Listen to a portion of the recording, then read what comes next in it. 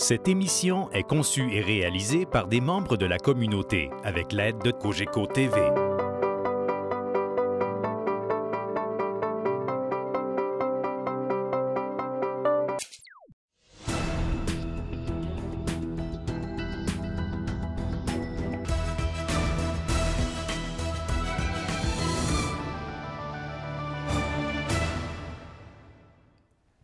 Madame, Monsieur, bienvenue à une autre édition de Point de vue. Et pour cette édition, il m'a fait un grand plaisir de l'accueillir, puisqu'il s'agit d'un nouvel arrivant à Roberval. On va en parler, mais on va vous faire rêver également. Je vous en dis pas plus, mais je vous présente notre invité, M. Sébastien Lapointe. Monsieur Lapointe, bonjour. Bonjour. Bienvenue dans notre studio. Merci. Et bienvenue à Roberval. Merci beaucoup. Qu'est-ce qui vous a amené à Roberval? À Roberval, qu'est-ce qui nous a amené? Il y a beaucoup de choses, en fait. Ouais. Il y a beaucoup de choses. Il y a le lac qui nous a attirés beaucoup. Parce que vous êtes un amateur de voile. On est des amateurs de voile, moi, ma blonde, les enfants aussi maintenant. Donc, on habitait à Québec et on avait aussi une opportunité de venir travailler ici à Roberval pour l'entremise d'un ami assez proche de moi. Donc chez Tailleur Assurance, en fait. Oui, oui. Donc, c'était une belle opportunité pour nous. Puis le lac, on s'est dit, crime, on est à côté du lac, on est à 2 minutes à pied. On ne peut pas croire qu'on est si proche d'un grand plan d'eau comme celui-ci avec notre voilier qu'on s'est dit, on tente notre chance. Après notre voyage, on vient à Roberval. Parce qu'on va en parler de votre voyage, mais bienvenue chez nous. Merci. L'opportunité également de vivre un peu moins vite également, je pense. Vous étiez originaire de Québec? Oui, originaire de Québec. On avait un train de vie assez carambolesque, assez vite. Les deux, on a un travail professionnel. Ma blonde, Cathy, est comptable agréée. Donc, un très bon emploi qui demandait beaucoup. Les enfants, on était loin de notre travail, loin de la garderie, etc. Donc, ça faisait des journées qui passaient beaucoup trop vite pour nous. Fait que là, tout le monde est bien content d'être ici à Roberval. Vous êtes ici depuis combien de temps? On est ici depuis cet été, en fait. Ah oui, c'est tout jeune. Tout jeune, effectivement, depuis juillet. On est revenu de notre voyage en juin. Donc, Cathy, elle est venue en premier. Il y a des amis qui nous ont hébergés le temps qu'on trouve une maison. Donc, on a déménagé 5 fois dans l'été, le temps qu'on trouve notre maison. Donc, les enfants sont assez résilients. Les enfants sont très bons. Ils suivent. Tant qu'on est là pour eux, tant qu'on leur donne tout l'amour et ce qu'ils ont besoin, eux, ils nous suivent avec tout leur amour. Ouais. Amateur de voile, j'imagine que la marina y était pour quelque chose aussi, pour votre venue. Oui, effectivement. Ça a dû être un plus, parce qu'on a une belle marina. Hein. Effectivement. C'est très beau. Vous en avez vu plusieurs, d'ailleurs, des marinas. Bien, c'est sûr que tout au long de notre chemin, de notre traversée du lac Champlain jusqu'au Bahamas, on a vu plusieurs marinas. Puis je peux dire que celle-là de Roberval, c'est une des plus belles que j'ai vues. Dans la région de Québec, c'est la plus belle. Elle est rénovée, elle est super belle, des beaux quais, un bel emplacement à proximité de tout le monde. Donc, je pense que c'est un beau choix. On va parler de votre aventure. Toute une aventure. Vous avez décidé de laisser emploi, maison, pour faire le tour du monde en voilier. Oui. En fait, on n'a pas fait le tour du monde, mais on s'est donné comme mission de partir avec les enfants. 1 an. 1 an. Puis le but, on s'était donné une mission de partir à l'aventure avec nos enfants, tisser des liens bien forts, passer du temps avec eux, juste passer du temps ensemble. Ça ne doit pas être évident. Hein? Non. Qu'est-ce qui vous a amené à prendre une telle décision? On peut aventurer, je pense, dans l'âme. Moi, j'ai voyagé beaucoup quand j'étais plus jeune également. Et je me suis dit, un jour, je vais le faire avec mes enfants. Cathy, elle, c'est pas nécessairement naturel de partir en voyage, mais elle a embarqué dans le projet. Écoute, les 2 pieds dedans. Ah, ouais. Elle s'enlaise les 2 pieds sur un bateau, puis elle s'est dit, OK, on part en voyage. Donc, on le fait. On voulait vivre l'aventure avec nos enfants. Ça doit demander toute une préparation. Comment on se prépare, justement? On ne prend pas la décision. Bon, OK, la semaine prochaine, on décolle. Non. Bien, on a parlé souvent. C'est de s'en parler sur une base régulière parce qu'on peut aussi perdre le fil de la raison pour laquelle on part en voyage. Ouais. Avec tant d'années de préparation, tu sais, mettons, si on se prépare sur 3 ans, on peut dire que c'est long. Fait qu'il faut se dire, OK, à tous les jours, moi, j'y pense. Il faut devenir obsessif à la limite pour dire qu'on part en voyage pour préparer autant de stock que ça. Donc, surtout avec deux jeunes enfants. Ils ont quel âge, les enfants? Maintenant, ils ont 8 et 7 ans. 8 et 6 ans, pardon. Quand on est parti, il y avait 5 et 6. 5 et 6. 5 et 6 quand on est parti. Donc, il fallait préparer tout le programme scolaire. Donc, c'est ma blonde qui l'a préparé pendant l'hiver, juste avant qu'on parte. Donc, toute la préparation de l'école, préparation de tous les équipements. Moi, je préparais la navigation. Je me levais plus de bonne heure le matin, pardon, pour prendre mon café à 5 heures du matin, sortir mes cartes, sortir les instructions nautiques, me faire une tête de navigation, où est-ce qu'on allait, dans les chenals qu'il fallait emprunter, les voies maritimes, les ports de New York, les grands ports majeurs. Rêver en même temps de naviguer pendant l'hiver. C'est ça qu'on se prépare. Donc, oui, c'était une belle expérience. La destination, justement, l'itinéraire, comment on décide ça? Ou... Bien, l'itinéraire, en fait, c'est... comment on décide? Vous êtes parti de New York? On est parti du lac Champlain. On est parti de Plattsburgh, de notre marina, où est-ce notre port d'attache. Oui. Et ensuite de ça, on a pris le lac Champlain, on a pris le canal Champlain par la suite. On a dématé. Il fallait démater notre bateau. Passer les écluses. Donc, on avait une douzaine d'écluses à passer. Ah oui. Donc, pas de mât, là? Non, pas de mât. Ou amateur? Oui, amateur pendant une bonne période de temps. Quelques semaines, en fait. Je pense que c'est 2 semaines environ. Pas de mât. Donc, on a fait ça. On a traversé le canal Champlain. Ensuite, on a rematé. On est allé jusqu'à New York. New York, on a pris la mer à partir de là. Donc, puis vous avez pris la direction? On a pris la direction boussole vers le sud. J'imagine. La boussole, tant que la boussole indique le sud, tant que c'est le sud, puis que tout le monde est content, ça va bien.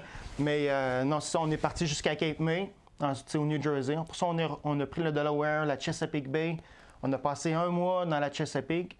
En fait, on a pris 4 mois à descendre de New York en Floride. Donc, on a pris notre temps. 4 mois. 4 mois, c'est-à-dire qu'on a pris le temps d'arrêter avec les enfants, jeter l'ancre à des endroits où est-ce on privilégiait, qu'on choisissait, que c'était intéressant pour les gars.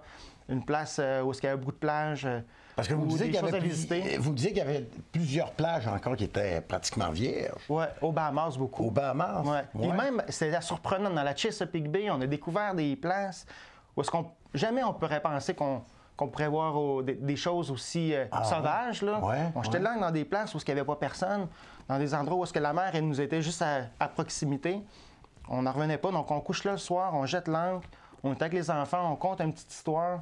Il y a les étoiles, puis là, on est tout seul dans notre bateau, puis on dit, hey, on n'a aucune pression sociale. On est tout seul, puis c'était le but, puis là, on sentait que le but recherché arrivait tranquillement, tu sais. C'était vraiment l'aventure. Oui. Le dépaysement total, quoi. Absolument. Hein, absolument. Puis, tu sais, dans un bateau, il faut être cuisinier, il faut être météorologue, il faut être navigateur, il faut être parent. Il faut être médecin. Il faut être médecin. Puis donc les enfants, eux, ressentent ça aussi. Donc, ils apprennent à faire des concessions entre frères, essayer de faire attention à l'eau, essayer de faire attention à l'énergie. Sur un bateau, il n'y a plus d'eau à un moment donné, puis l'énergie n'est pas... Beaucoup d'entraide. C'est pas automatique. Donc, beaucoup d'entraide entre les individus. Entre nous. J'imagine. Donc, les enfants, eux, ils découvrent ça, mais aussi de l'autre côté de la médaille, c'est que les enfants, ils sont jeunes. Et des fois, j'aurais fait un trou dans mon bateau, puis je l'aurais coulé mon bateau. Oh, oui! Mais dans le sens que des fois, c'est. C'est pas évident. Avec les enfants, là, on navigue, quand c'est beau, là, c'est excessivement beau. Puis quand ça va mal, ça va très mal. Donc, on vit toujours un peu aux extrêmes sur un bateau avec les enfants. Ou sans enfants, probablement aussi, mais avec nos enfants, c'est un peu ça qui se passe. Donc, c'est ça qui fait la beauté du voyage, c'est vivre aux extrêmes constamment, d'apprécier les moments. Là, ça aiguise notre patience? Oui, énormément. Oui. Mais les côtés moins beaux, on les oublie très, très vite. J'allais justement en venir. Vous nous faites rêver un peu, là, puis on voit des belles images également. Est-ce qu'on s'est fait peur à un moment donné?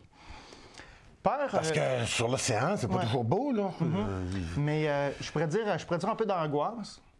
Faire peur, pas au point de dire, là, ça va pas, puis je me sens pas bien, là. Ou ma blonde, la même chose. Les enfants, ils n'ont jamais eu vraiment peur non plus. Les enfants, en fait, nous, on est comme des hôtesses de l'air dans un bateau pour les enfants. Eux autres, ils nous regardent, ça va bien, ils sont contents. Ils sont contents. Okay. Mais c'est arrivé une fois, notre première traversée en mer, on était proche de New York. On était peut-être à 5000 des côtes, donc on voit plus les côtes. On était de nuit, 1h du matin. Les vents ont changé de l'est, donc le vent arrivait du large, donc le vent commençait à se former. Donc de plus en plus, puis à un moment donné, là, les vagues arrivaient 3 quarts arrière, donc le bateau, il sillonnait comme ça. Mais il a sillonné pendant une vingtaine d'heures. Donc, à un moment donné, on vient un peu là, dire, OK, stressé, là, on appelle la garde côtière, on donne notre position, on dit, OK, on est à telle position, ça va bien. T'sais, on sait, ils savent qu'on est là. Les enfants, eux, sont dans leur petit pyjama, ils dorment tranquilles. Ils n'ont aucune conscience de ce qui se passe. Je donne, là, c'est mon quart pour aller me coucher, je donne la barre à ma blonde. Elle est à bord toute seule. Il est 2 h du matin, il y a de la vague de 6 pieds. On fait OK. Là, on sent une petite angoisse quand même. On dit que t'es en arrière de la barre ou couché, puis on dit qu'est-ce qu'on fait ici finalement? Mais ça passe. Après, on se rend compte que le bateau, il est fait pour ça. T'sais, on est en mer, le bateau, il en prend. Il est capable d'en prendre. On vient connaître les limites du bateau. Oui. Mais ça prend un bon bateau quand même. Ça prend un bon bateau. Oui, ça prend un bon bateau. Nous, on voulait avoir un bateau pas très vieux parce que nous, on voulait pas avoir nécessairement un chantier pour tout le refaire. On n'avait pas beaucoup de temps justement avec la vie qu'on mène. Puis le bateau, il était loin. On voulait un bateau quand même assez prêt à partir. Donc nous, on avait un Hunter 36 2007. Ça, c'est 36 pieds. 36 pieds. Donc, qui était très bien aménagé, facile à naviguer, des gréements qui sont faciles. Donc, avec les enfants, avec moi, ma blonde, tu sais, on est au près à 20 nœuds. C'est pas dur sur les winches, c'est pas dur de border. Donc, on voulait un bateau facile à naviguer. Bon. On a vu un mauvais côté. Il y a eu des bons côtés, j'imagine. Oui, effectivement. Qu'est-ce qui vous a le plus plu dans cette aventure-là?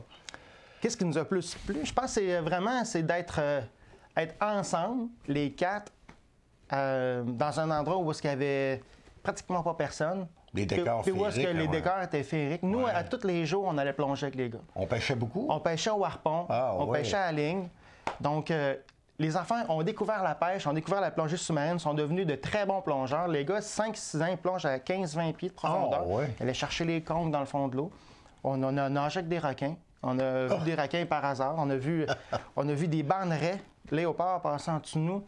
Puis qu'est-ce qui était le fun, c'est qu'à la maison, rendu sur le bateau, on avait une clé USB. C'était votre maison? Oui, c'est ça, c'était notre maison. On avait des vidéos, des reportages sur la plongée, sur des poissons. Donc, on faisait des plongées le jour.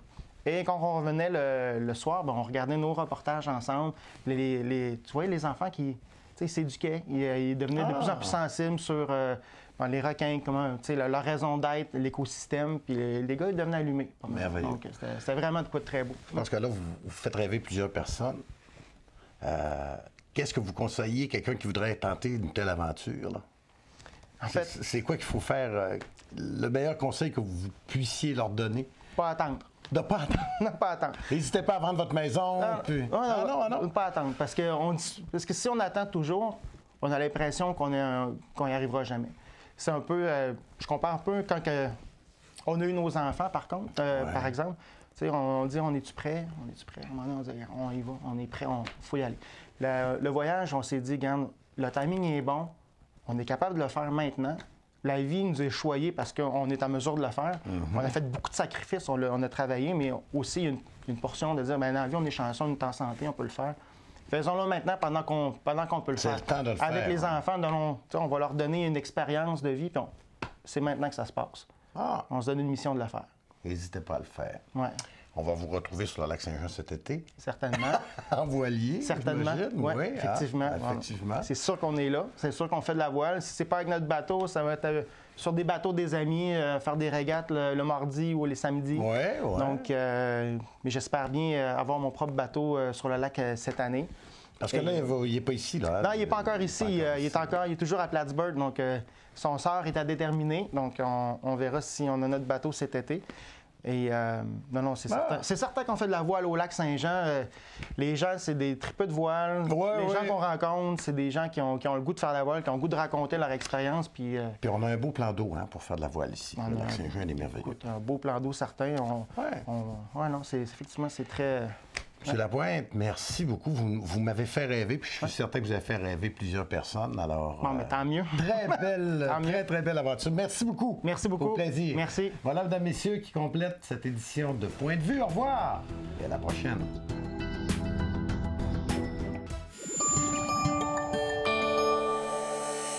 Cogeco TV, un service exclusif aux clients de Cogeco.